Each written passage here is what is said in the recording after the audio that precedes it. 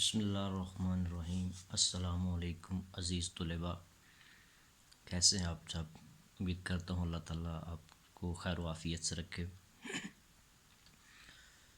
میں ہوں فہد محمود، آپ کا اردو کا استاد، سپیریئر گروپ آف کالجز چونڈا۔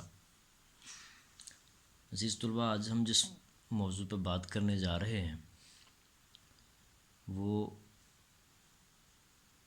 سال اول اردو لازمی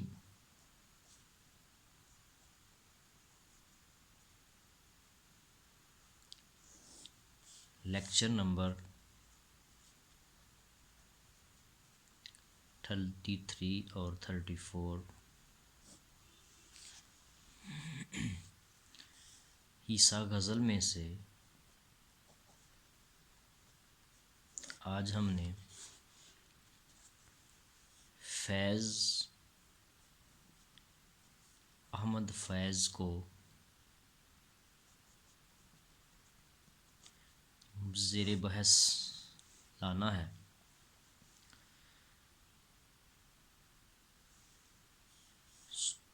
عزیز طلباء، یہ بات ذہن میں رہے کہ عیسیٰ غزل میں سے 10 نمبر کا سوال تشریح کا آتا ہے،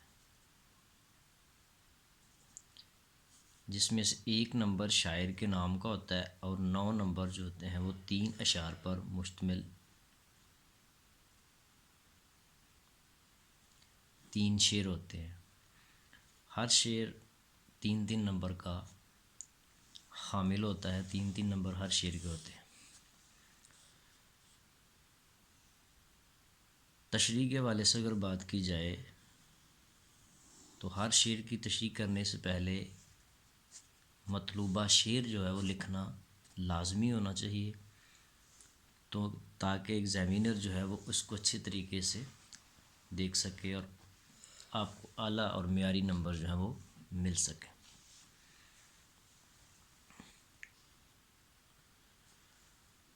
طلباء، سب سے پہلے ہم بات کریں گے شاعر کے تعارف کے حوالے سے۔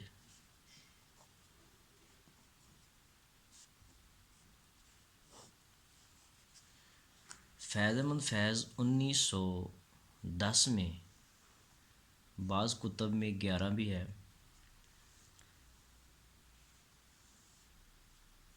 ضلع ناروال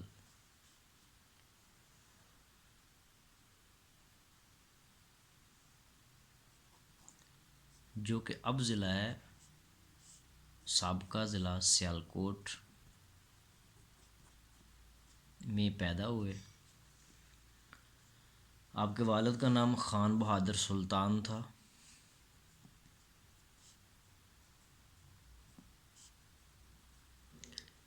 ابتدائی تعلیم فیض احمد فیض نے سیالکوٹ سے حاصل کی، یعنی کہ اپنے آبائی ضلع سے۔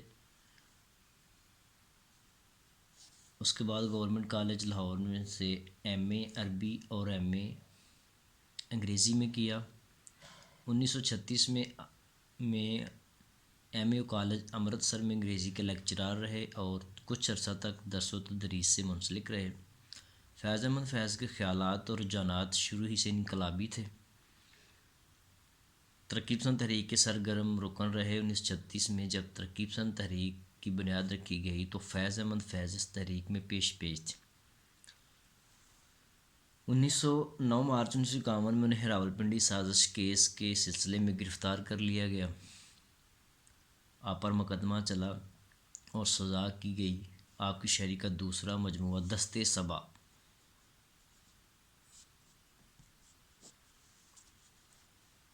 صبا حیدرآباد جیل میں تشکیل پایا۔ رہائی کے بعد آپ مختلف حیثیتوں میں کام کرتے رہے، پھر اسلامیہ کالج کے پرنسپل ہو گئے۔ فیض احمد فیض کو لینن امن پرائز بھی دیا گیا۔ لینن امن پرائز 1960 کی دہائی میں۔ فیض احمد فیض نیشنل کونسل آف آرٹس نگران اور حکومت پاکستان کے ثقافتی مشیر بھی رہے۔ آپ کے شعری مجموعوں میں نقشِ فریادی،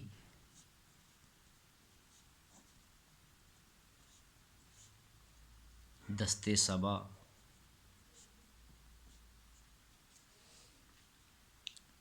زنداں نامہ اور سروادی سینہ وغیرہ وغیرہ. اور نسخہ ہائے وفا کے نام سے آپ کے کا کلام جو ہے وہ نسخہ ہائے وفا.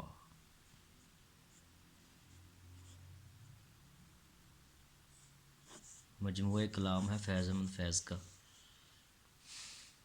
1985 میں آپ نے وفات پائی اور آپ کے آبائی گاؤں کالا قادر میں ضلع ناروال میں آپ کو دفن کیا گیا. یہ تھا عزیز طلباء فیض احمد فیض کا چھوٹا سا تعارف. اب ہم آتے ہیں ان کی غزل کی طرف. ان کی پہلی غزل جو فیض احمد فیض کی شامل نصاب ہے، جس کا پہلا شعر ہے نہ گنواؤ نہ گنواؤ نام کے نیم کش،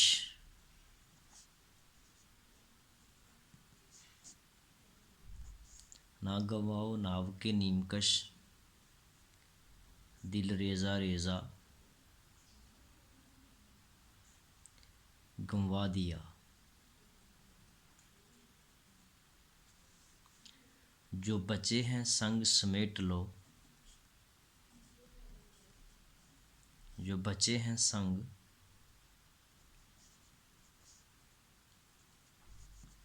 سمیٹ لو،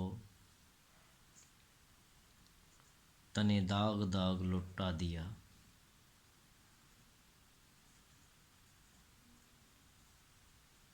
یہ فیض احمد فیض کی شامل نصاب غزل کا مطلع ہے. ناو کے نیم کش ہے آدھا کھینچا ہوا تیر،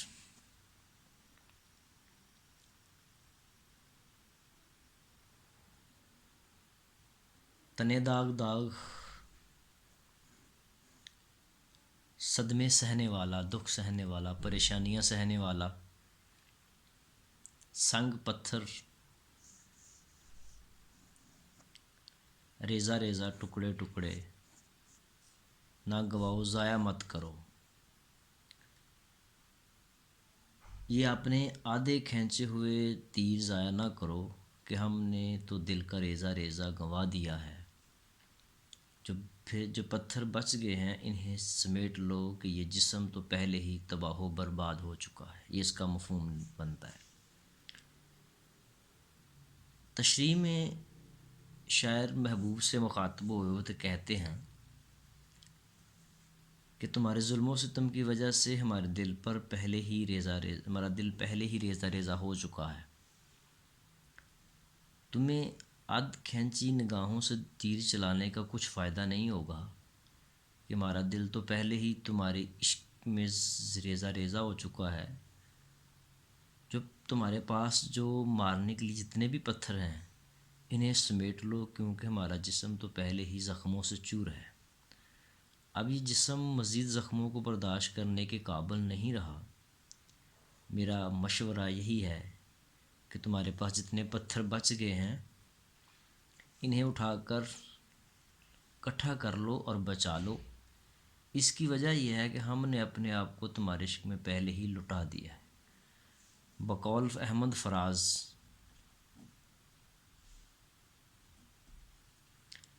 اپنا یہ حال ہے کہ اپنا یہ حال ہے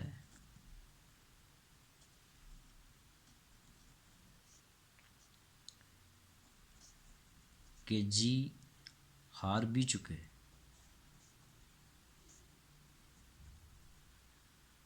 لٹ بھی چکے،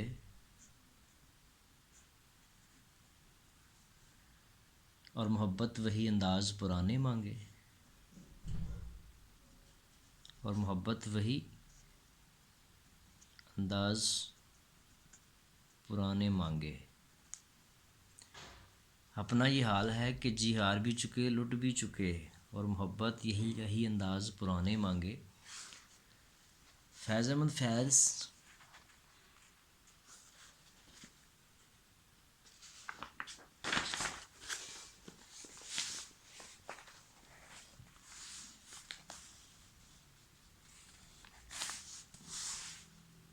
گل و بلبل اور محبوب کے لب و رخسار کے علاوہ معاشرے کے سیاسی حالات سے بھی خوب واقف ہیں۔ وہ حکمرانوں سے کہتے ہیں کہ معاشرے کے غریب لوگ ظلم و ستم کی چکی میں پہلے ہی پس رہے ہیں، اور اب ان میں مزید ظلم سہنے کی سکت باقی نہیں۔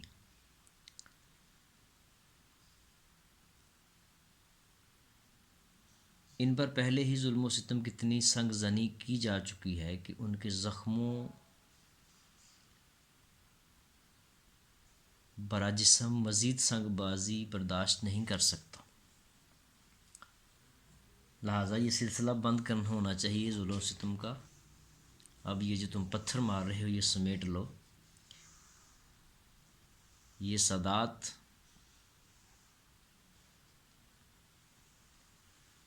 لکھی ہے قسمت میں،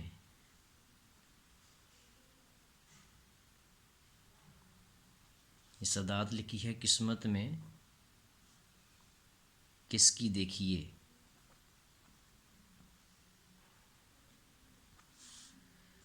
ہوں گرفتہ، ایک میں ہوں اور خنجر سینکڑوں، ایک میں ہوں اور خنجر سینکڑوں۔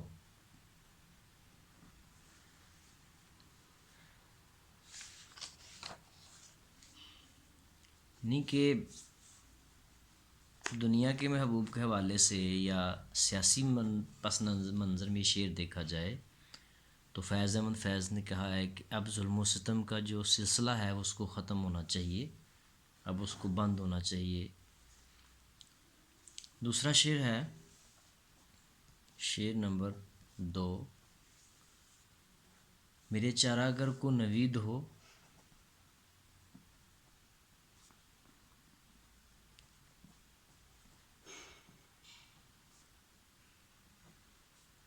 صف دشمناں کو خبر کرو۔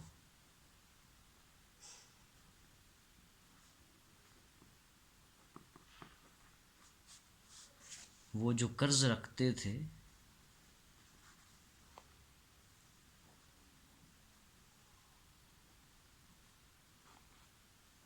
جان پر، وہ حساب آج چکا دیا۔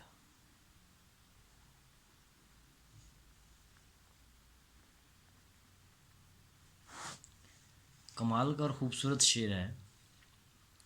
میرے راج کرنے والے چارہ گر راج کرنے والوں کو نوید ہو، خوشخبری سنا دو، صف دشمناں کو خبر کرو، اور دشمنوں کو یہ خبر کر دو، بتا دو ان کو، اعلان کر دو ان میں، وہ جو قرض رکھتے تھے جہاں پر، وہ جو ہم مقروض تھے، جو ہمارے اوپر فرض تھا، یہاں قرض سے مراد انسانی فرائض ہیں، انسان کے فرض ہیں ملک و قوم کے حوالے سے، وہ حساب آ چکا دیا۔ میرے علاج کرنے والوں کو خوشخبری دو، سنا دو دشمنوں کی صف کو خبر کرو کہ میں نے اپنی جان دے کر ان کا حساب بے باک کر دیا ہے۔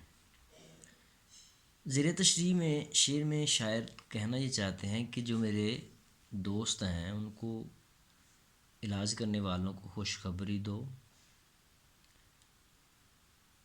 اور دشمنوں کے ہجوم کو خبر دے دو کہ آج ہم نے اپنی جان دے کر وہ قرض چکا دیا ہے جو ہماری جان پر تھا، یعنی آج سارا حساب بے باک کر دیا ہے۔ ایک طرف عاشق اپنے محبوب پر اپنی جان نچھاور کرنے کے لیے بھی تیار رہتا ہے، جبکہ دوسری طرف رقیبوں اور دشمنوں کا گروہ عاشق کے خلاف سازشوں کا جال بھی بنتا رہتا ہے، لیکن عاشق ان باتوں کی پرواہ کیے بغیر اپنے محبوب پر اپنی جان لٹانے کے لیے اس کے فقط ایک اشارے کا منتظر ہوتا ہے۔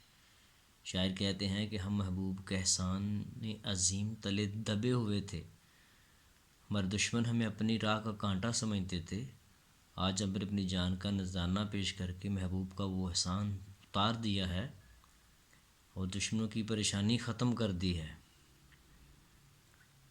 یعنی ان کے راستے کی ہر رکاوٹ دور ہو گئی ہے۔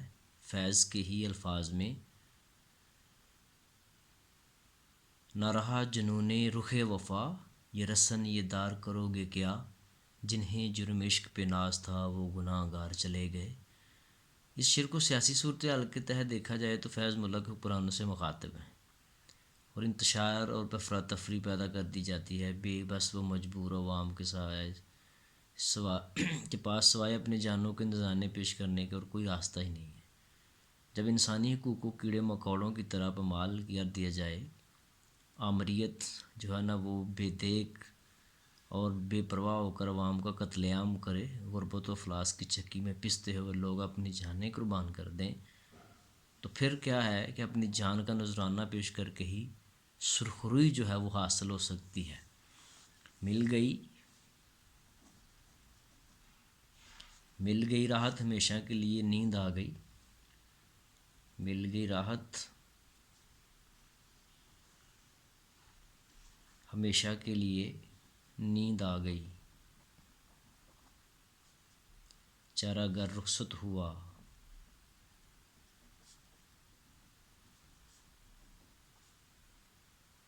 بیمار بھی جاتا رہا۔ ختم ہو گئی ہر چیز۔ آج جان دے کر فیض نے اپنے ملک و قوم کے اوپر جو بھار تھا، جو وزن تھا، وہ اتار دیا۔ شعر نمبر 3۔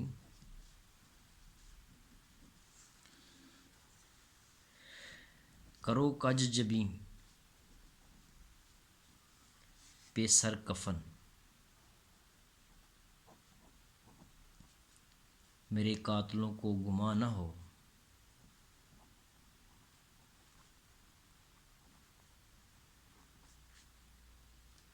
کہ غرور عشق کا بانک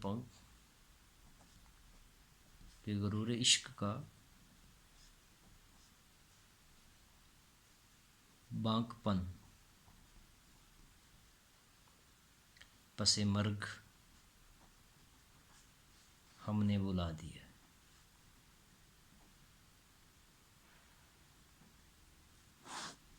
زبردست شعر ہے، خوبصورت شعر ہے۔ اگر میرے نزدیک حاصل غزل کوئی شعر ہے تو وہ یہ ہے: کرو کج جبیں، ٹیڑھا کر دو جبیں کو، ماتھے کو، کفن کے پلو کو ٹیڑھا کر دو، اور میرے قاتلوں کو احساس تک نہ ہو، گمان تک نہ ہو کہ غرور عشق کا بانک پن پس مرگ ہم نے بلا دیا۔ میرے دوستو، میرے مرنے کے بعد میرے کفن کو میری پیشانی پر ذرا ترچھا رکھنا، تھوڑا سا ٹیڑھا رکھنا، کہ کہیں میرے دشمن یہ نہ سمجھیں کہ مرنے کے بعد میرا غرور خاک میں مل گیا ہے۔ جو غیرت، جو حمیت سے زندگی گزارنے والا تھا، وہ اس کے بارے میں یہ گمان نہ کیا جائے کہ دیکھو جی آج مر رہا ہے تو نظریں چرا رہا ہے۔ زیر تشریح شعر میں فیض کہتے ہیں کہ میرے مرنے کے بعد میرے کفن کا کنارہ ٹیڑھا رکھنا، جو اس بات کی دلیل ہوگا کہ جس طرح میں نے اس زندگی میں کسی کے سامنے سر نہیں جھکایا، خودداری اور وزاداری کو ہر حال میں قائم رکھا، میرے مرنے کے بعد بھی میرے عشق کا غرور اور میرا بانک پن ایسے ہی قائم و دائم رہے۔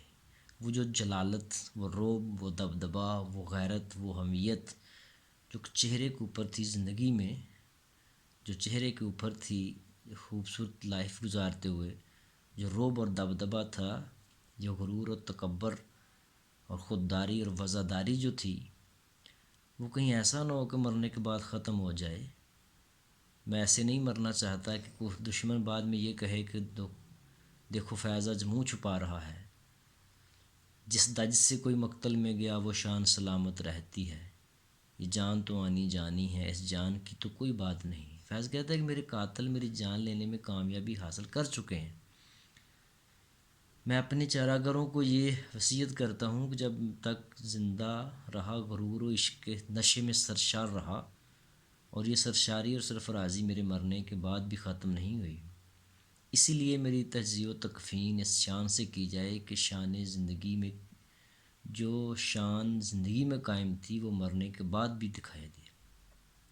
اس سلسلے میں وہ وصیت کرتے ہیں کہ میرے کفن کا کنارہ میری پیشانی پر ذرا ٹیڑھا رکھا جائے، تاکہ میرے عشق کا غرور، میرا بانک پن، میری شان، خودداری اور وزاداری جو ہے میرے مرنے کے بعد بھی قائم رہے۔ دراصل فیض نے اپنی ساری زندگی ایک خاص ڈھنگ سے گزاری، اسی لیے تمنا کرتے ہیں کہ مرنے کے بعد بھی وہ رنگ ڈنگ قائم و دائم رہے، تاکہ کوئی اعتراض نہ کر سکے۔ بقول فیض سرفروشی کے انداز بدلے گئے، سرفروشی کے انداز بدلے گئے، دعوت قتل پر مقتل شہر میں، سرفروشی کے انداز بدلے گئے، دعوت قتل پر مقتل شہر میں، ڈال کر کوئی گردن میں توق آ گیا، لاد کر کوئی کاندھے پہ دار آ گیا۔ اصل میں وہ اپنے دشمنوں کو اور اپنے رقیبوں کو اور اپنے ساتھیوں کو یہ بتانا چاہتے ہیں کہ میں جو کام کر کے جا رہا ہوں وہ اس طرح کا ہے کہ مجھے منہ چھپانے کی ضرورت نہیں ہے۔ میں جیا تھا تو شان کے ساتھ اور مرا ہوں تو پھر بھی شان کے ساتھ، اسی طرح میرے مرنے کے بعد میرے چہرے سے وہ جو کفن ہے اس کو ٹیڑھا کر دیا جائے۔ شعر نمبر 4۔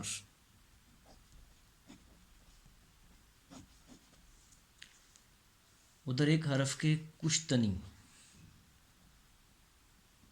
ادھر ایک حرف کے کشتنی،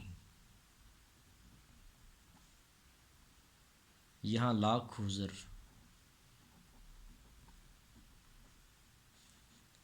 تھا گفتنی، جو کہا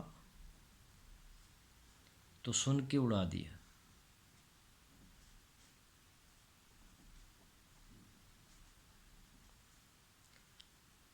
جو لکھا تو پڑھ کے مٹا دیا، جو لکھا تو پڑھ کے مٹا دیا۔ زبردست شعر ہے یہ بھی غزل کا۔ ادھر محبوب کی طرف سے فقط ایک ہی تقاضا تھا کہ عاشق کو قتل کیا جائے، ادھر ایک حرف کے کشت نہیں، قتل کر دو، مار دو۔ ادھر ہماری طرف لاکھوں عذر، معذرتیں اور منت سماجت تھی۔ بات کی تو محبوب نے ایک کان سے سنی اور دوسرے کان سے اڑا دی، جو کہا تو سن کے اڑا دیا، جو لکھا تو پڑھ کے مٹا دیا۔ اگر اس کے سامنے کوئی معذرت کی تحریر پیش کی تو اس نے پڑھتے ہی اسے مٹا دیا، ختم کر دیا۔ فیض کہتے ہیں کہ عاشق اپنے محبوب کے سامنے اپنے دکھ، درد، تکلیف اور اندوہ و غم کا اظہار کرتا ہے،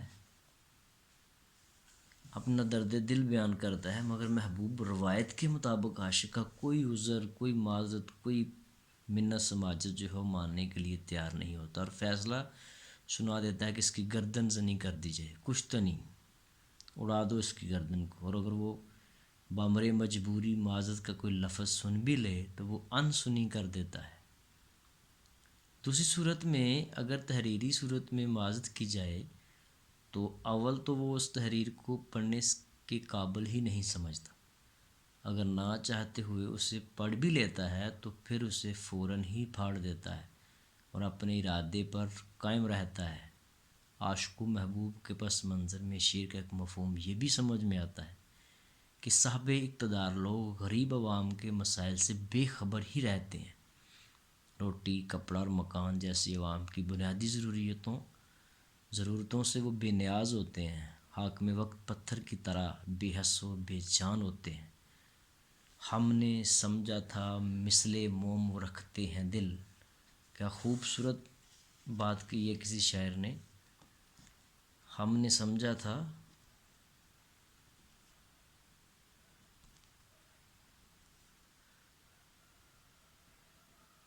مثل موم وہ رکھتے ہیں دل،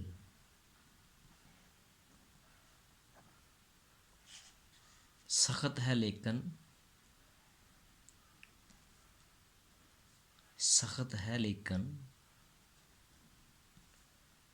حقیقت میں وہ پتھر کی طرح، سخت ہے لیکن حقیقت میں وہ پتھر کی طرح۔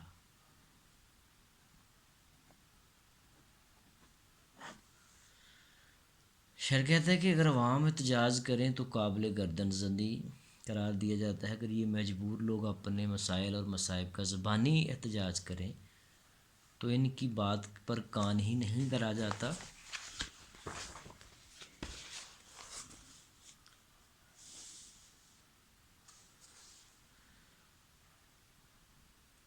تو ان کی بات رد کر دی جاتی ہے، اور اگر اتفاقاً ان کا احتجاج ان کی قوت سماعت سے ٹکرا بھی جائے تو اقتدار کے نشے میں جو چور حکمرانی کی بات سنی انسنی کر دیتے ہیں، اور اگر اپنے مسائل تحریری شکل میں وقت حاکم کی خدمت میں پیش کیے جائیں تو ان کے لکھے ہوئوں کو بھی پھاڑ دیا جاتا ہے۔ بقول درد اس نے قصداً بھی میرے نالے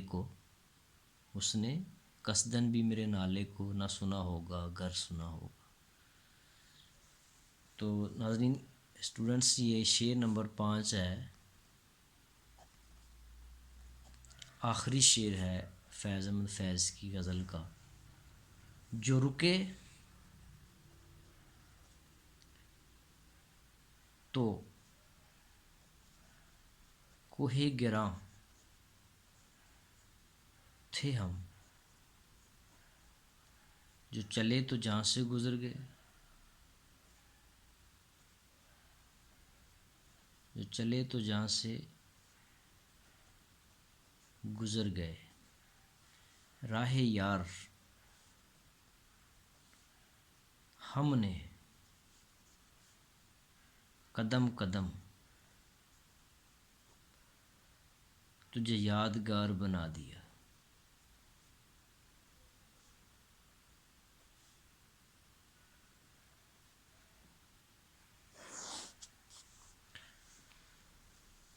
جی استقامت، پختہ ارادی، اپنی بات پہ ڈٹے رہنا، یہ غیرت مند اور حمیت والے لوگوں کا شیوائے زندگی ہے کہ وہ پیسے کی خاطر، دولت کی خاطر اپنے ارادے اور اپنے قول و وفا سے نہیں مکرتے، اس طرح نہیں مکرتے۔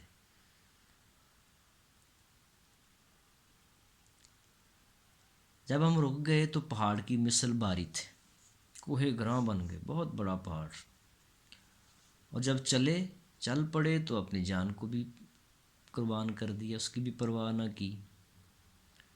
اے محبوب، کیا تجھے ایسا نہیں لگتا کہ ہم نے تیرے لیے ہر قدم کو چاندگار، یادگار یا خوبصورت بنا دیا ہے؟ کیا تجھے ایسا محسوس نہیں ہوتا؟ فیض کہتے ہیں کہ ہم نے اپنے وطن کی خاطر ہزاروں رکاوٹوں کے باوجود اپنے مقصد کو زندہ رکھا۔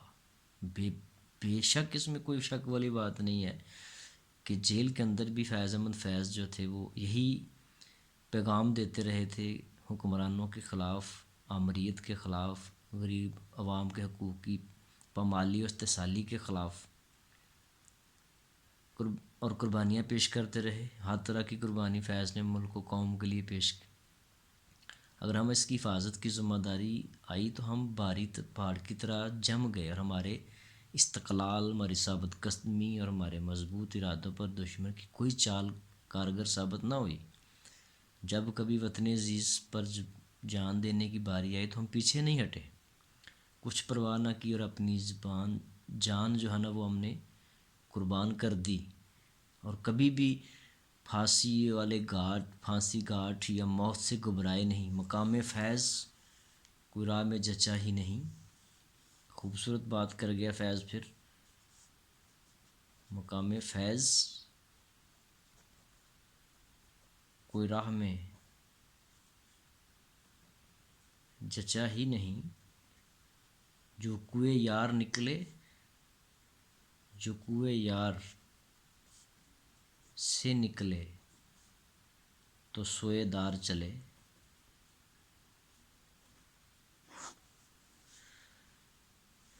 کہ ہم نے محبوب کی محبت میں اپنی جان تک کی پرواہ نہ کی، ہم نے محبوب کی راہ گزر یعنی محبوب کے راستے کو ایسی شیان اور عزت سے نوازا کہ ہر قدم اور ہر گام ایک یادگار بن کر رہ گیا۔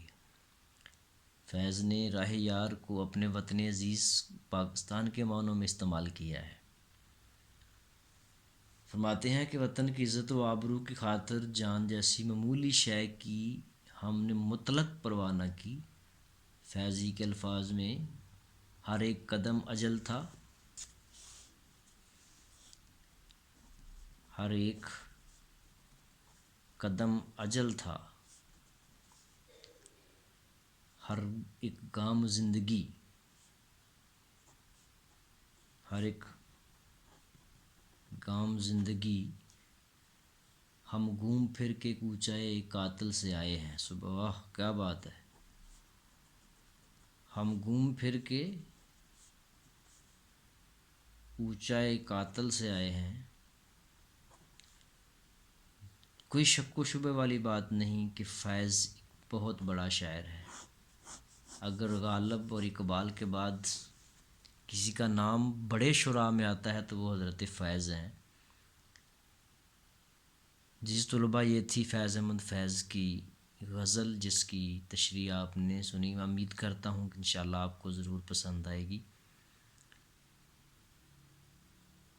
کوئی اگر اس کے بارے میں اگر آپ ہمیں یا مجھے کوئی رائے دینا چاہیں تو وہ ضرور دیجیے گا. اللہ تعالیٰ آپ کے اوپر اپنا کرم و فضل عطا فرمائے. آمین. وعلیکم السلام.